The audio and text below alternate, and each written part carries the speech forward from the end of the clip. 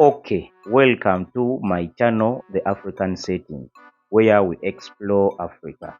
Gratitude to everyone that is watching us across the globe. Those that are watching us from the Western world, thank you very much. The Asian part of the world and my fellow Africans, thank you, thank you, thank you. And in our last episode, we were talking about culture. The two specifications of culture. We talked about the material culture and the non-material culture. And in that episode, we said that the non-material culture, which includes the beliefs, the traits, the norms, and the morals, the behaviors of a certain group of people, is more stronger than the material culture. And we saw that material culture consists of the art, the artistic skills, and that skill of making materials that help us to move in the day-to-day life. So, and we emphasized more on the non-material culture, which is the basic and the core of culture here in Africa. And in today's episode, we are going to talk about the 10 famous tribes and traditions in Africa from different parts of Africa. Welcome to this episode. Today we are going to be discussing the 10 traditions and cultures in Africa which are famous. Africa is the second largest continent in the world, and it is about 30.37 million kilometers squared, with a population of about 1.2 billion people and 3,000 different African tribes and their cultures, with 54 countries that are independent. These are the 10 cultures and traditions that we are going to look at today. We are going to look at the Yoruba kingdom in Nigeria, some parts of Togo and Benin, the Maasai tribe of Kenya. We are going to talk about the Hadza tribe in North Tanzania, the Samburu, the Kora tribe of Ethiopia, the Himba of Namibia, the Zulu tribe, the famous Zulu tribe of South Africa, the Xhosa tribe of South Africa, also the Khoisan or the Bushmen of South Africa, and we are going to also talk about the Southern Ndebele tribe of Africa. Now, these traditions, we are going to look at those things that make them different from others: their location, their way of life, their dressing codes, what do they believe in. That is what you expect out of this episode today. You have reached here, I request of you to subscribe, to like, to share, and comment what would you want us also to do in the next episode. Now, first of all, we are going to look at the Yoruba kingdom, which is found in the parts of Nigeria, the parts of Benin, the parts of Togo.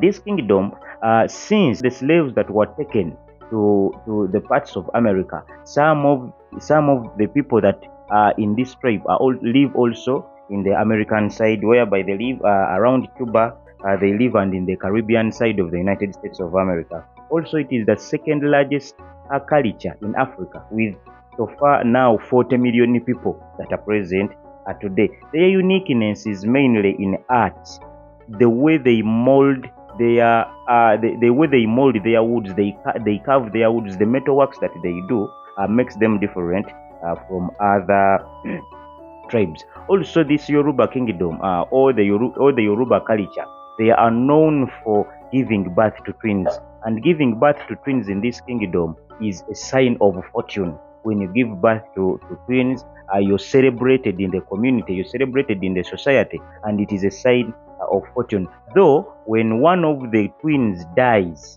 there is a form of artwork that they make using the beads and the wood, so that the soul of the dead twin is put in that artwork, and the mother goes on celebrating the twin also. When the birthday of the twins comes in, the mother performs certain rituals in accordance to the passed away twin also.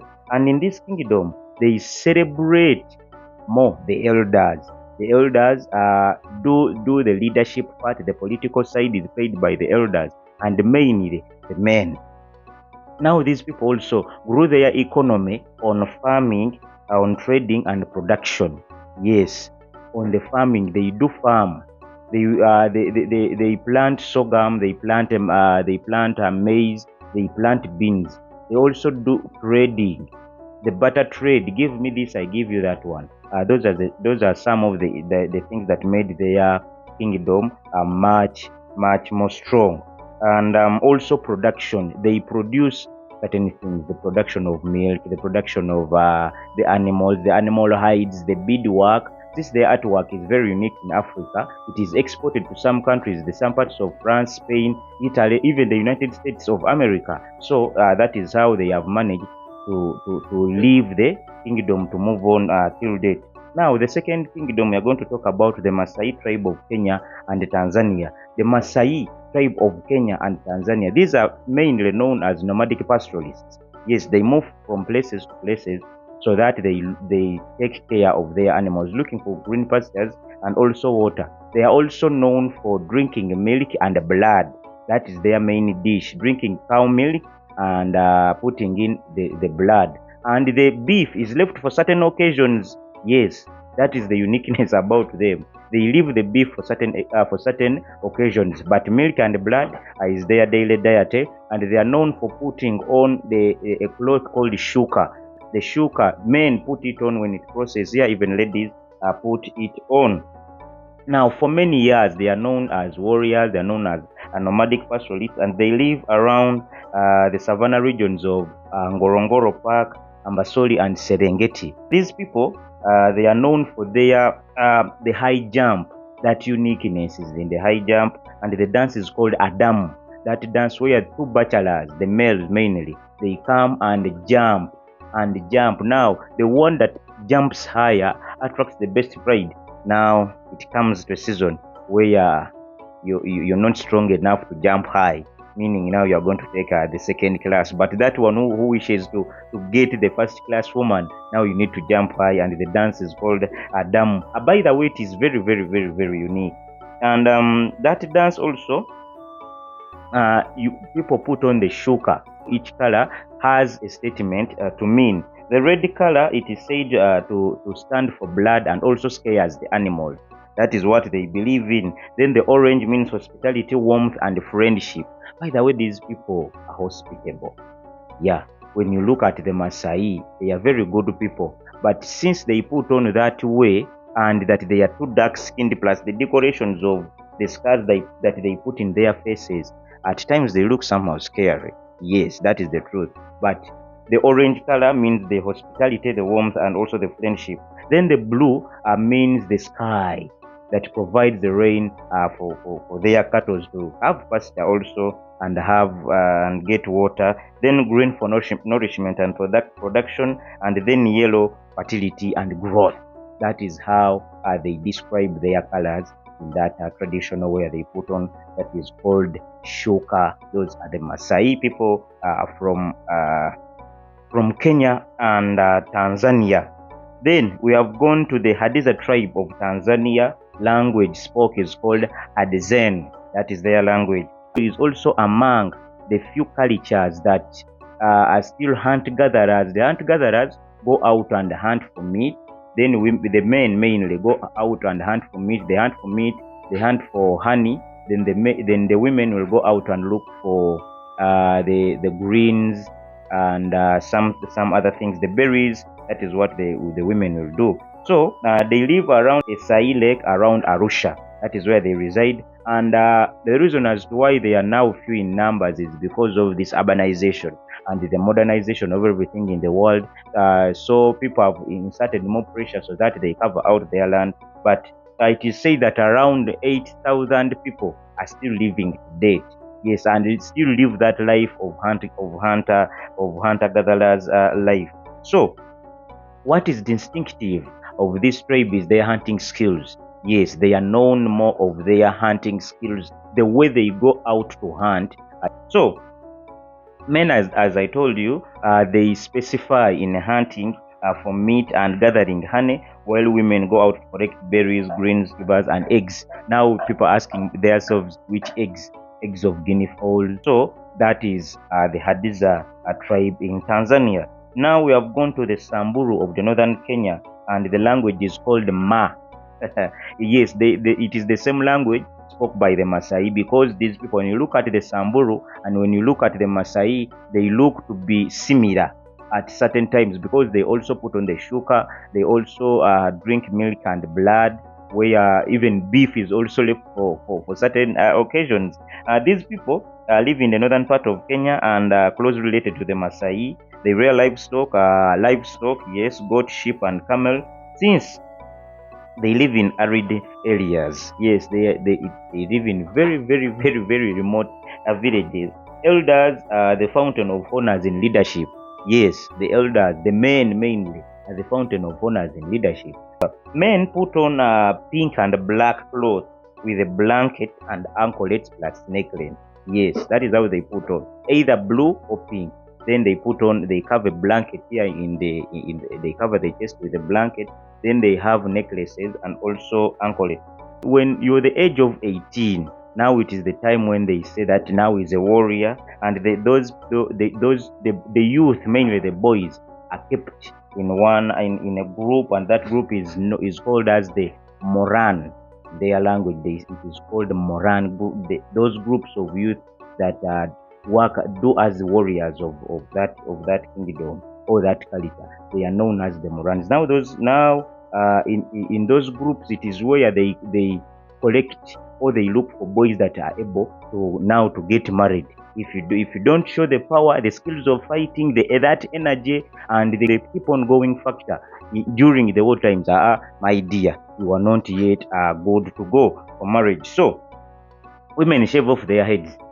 Yes, women mainly shave off their heads, and they put on 2 pieces or 3 pieces of clothes. They put on in the chest and here in the waist to cover the breast, and also to cover the lower part. That is how women are put on in this culture. And mainly women put on blue and purple to resemble the Himba of Namibia. As I told you in my introduction, I said that some cultures here in Africa tend at least to have similar characteristics. It may be in the dressing code, it may be in the way of life, it may be in the diet, it may be in their governance system. You'll find that most of the cultures here in Africa, the king or the chief is the main ruler. Now from the chief, it is where we have clan heads. Now from the clan heads, it is where we have the village leaders. Now village leaders to the fathers. As I told you in our last episode, where we talked about the political value of culture here in Africa, and I told you that here politics or governance starts from the family, whereby the father is the head of the family. Now from the father we go to the village leader, from the village leader we go to the clan leader, from the clan leader and now to the fountain of honor, the king or the chief. Now these people also, the Samburu, have that system of governance, that from the family up to the supreme leader. And as I told you, that they put on blue and purple to resemble the Himba also tribe in the parts of Namibia. Now we have gone now to Ethiopia, where we meet our famous tribe called the Kora tribe of Ethiopia. Now this Kora tribe, they reside in the Omo Valley of Ethiopia, and the word Kora in their language, it means fish, and that's why they are called the fish eating culture. And they mainly eat fish. Yes, they are good at fish eating. They are fish eaters. And also their economy is mainly built fundamentally on agriculture. They grow sorghum, they grow maize, they grow beans across river banks. Yes, also are known of their captive body painting, the face painting, while they use the white chalk, the yellow mineral, and the iron ore plus charcoal.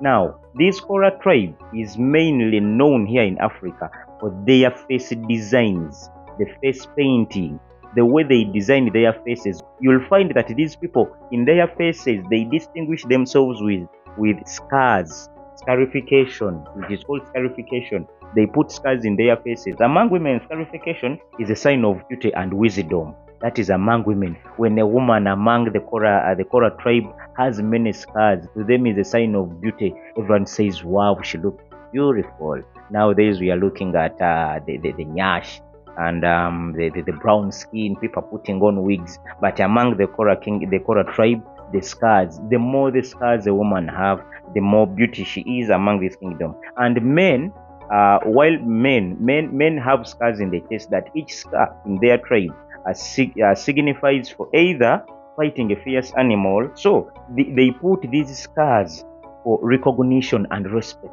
among the poorer. Now, a youth that is between the age of 20 to 35, 40 years has many scars. Every woman could say, yeah, I'm going to take him because he managed to fight a fierce animal. The many scars a man has, the more respect.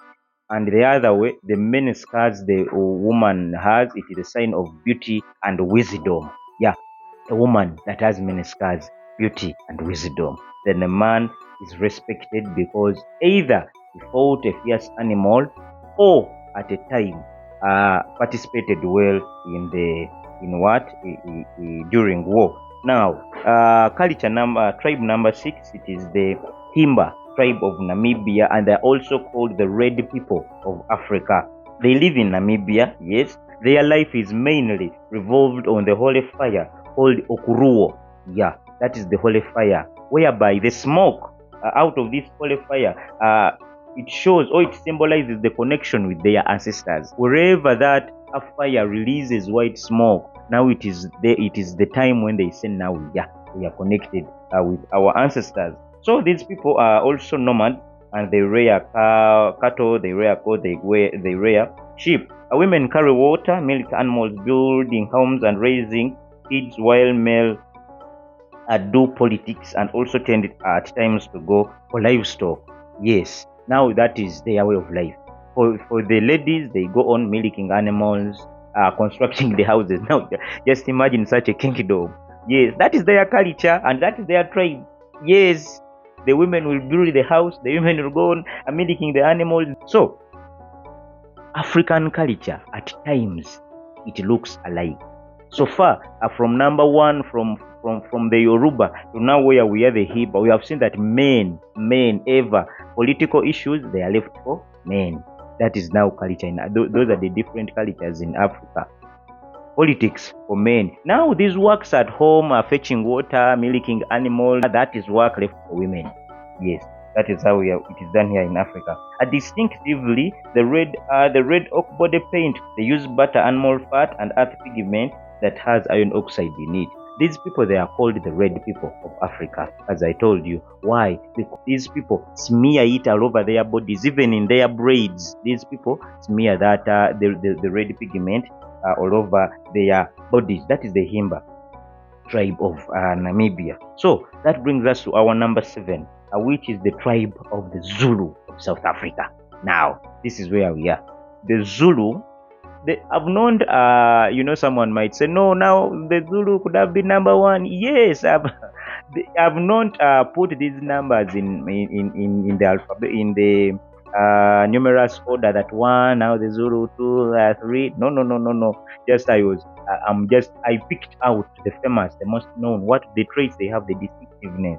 Now, that puts the Zulu in our number 7. So it is the largest ethnic group in South Africa, and it is known to come from the Bantu. It rose in the times of Shaka's regime. Now, when you bring the history of Shaka Zulu, my dear, amongst the famous rulers that we have in Africa here was Shaka Zulu, because Shaka Zulu never played on issues pertaining his kingdom.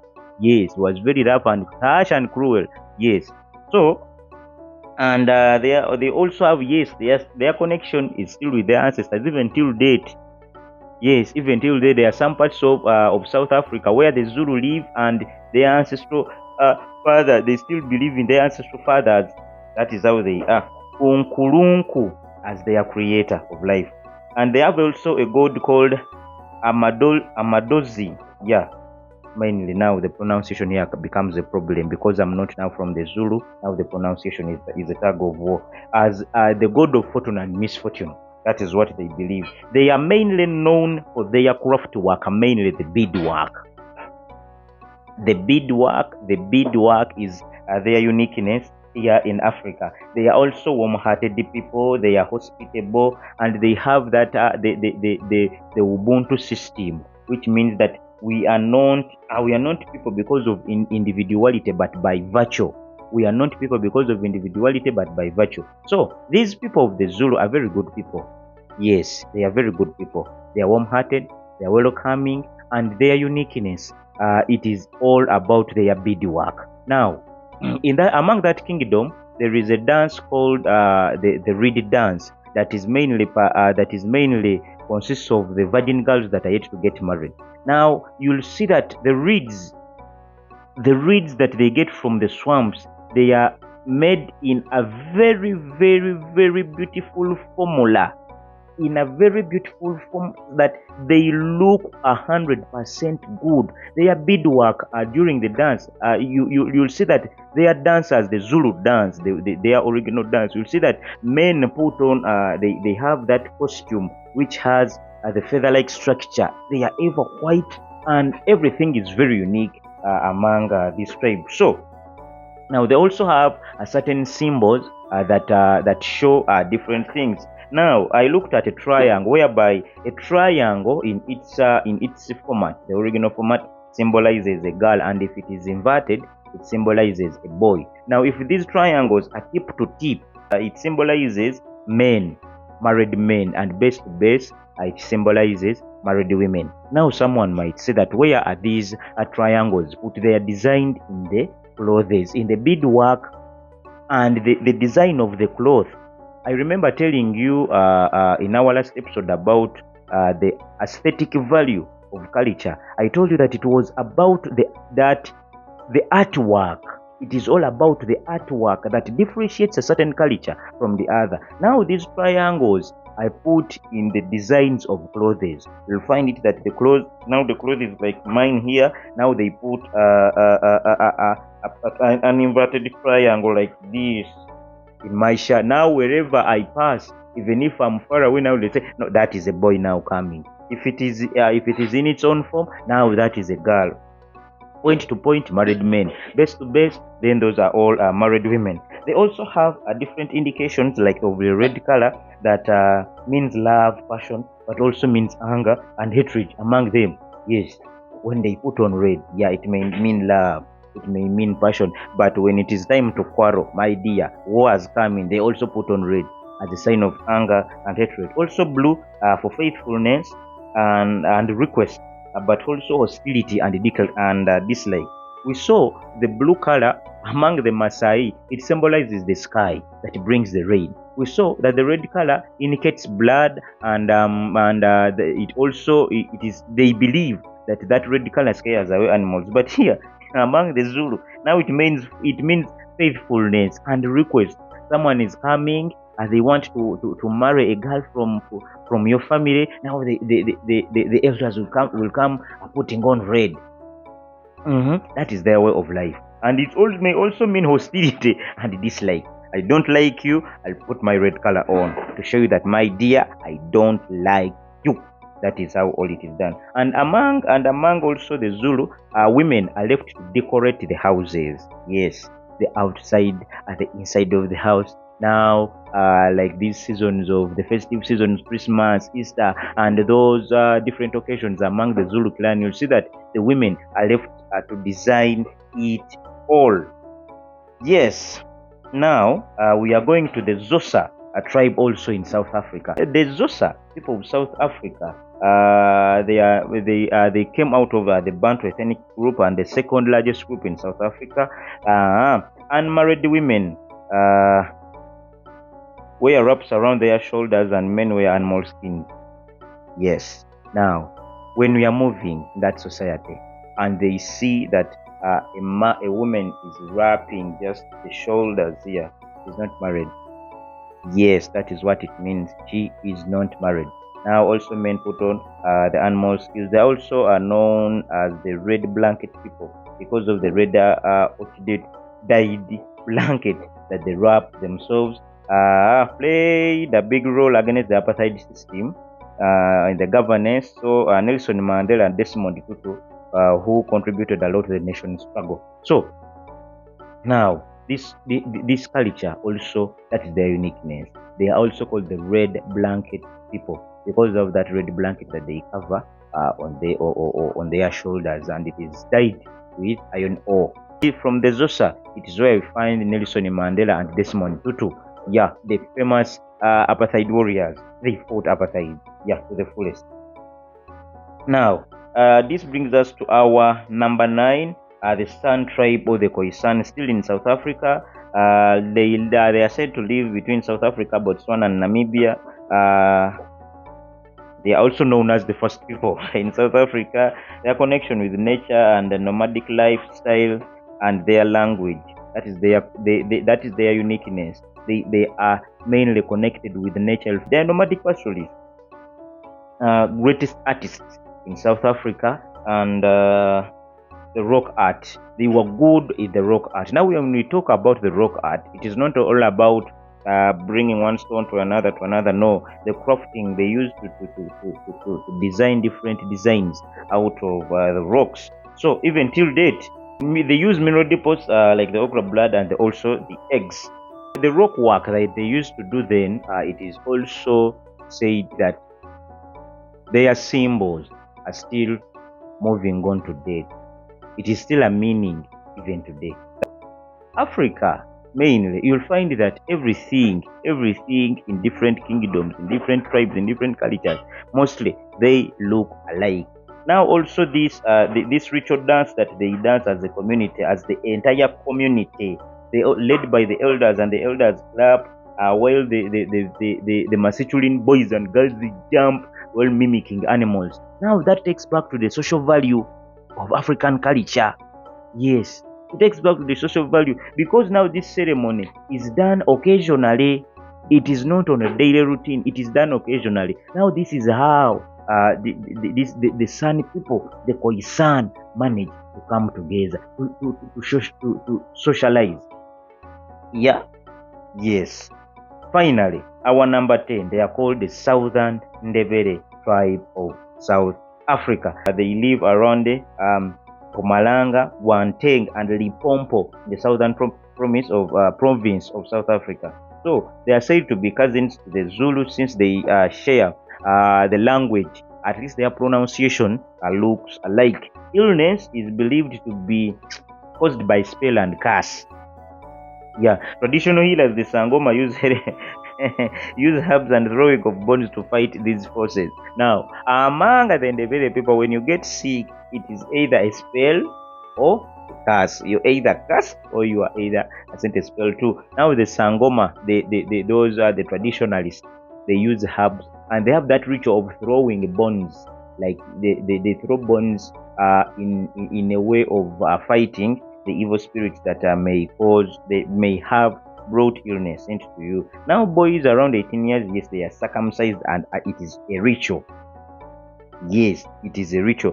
Girls wear colored beads around the neck, the waist, the limbs, and kept in isolation, trained before getting married. They get their girls, they put on the beads, their shoulders, they say the ribs here to cover the chest. Then and the lower part, they keep you, as they tell you, now you are supposed to do this at home. Now a wife respects a husband. Now this and this and that. Now ABCD. Now ABCD until the other day. So women are responsible for decorating homes now. The Southern Ndebele also resemble the Sons, also resemble the Zulu. Also resemble the Zulu. Why? Because the women are told to design homes, design the houses. Now everything pertaining decoration it is left for women. In this episode, we have managed at least to give a small hint about different tribes here in Africa and their cultures. For more, at least comment in the comment section. Teach us also, because we are also willing to learn to reach another level. Gratitude that you've watched us to this level. I really thank you very, very much. This is the African setting, where we discover the heart of Africa and also explore Africa in the African setting. Shalom.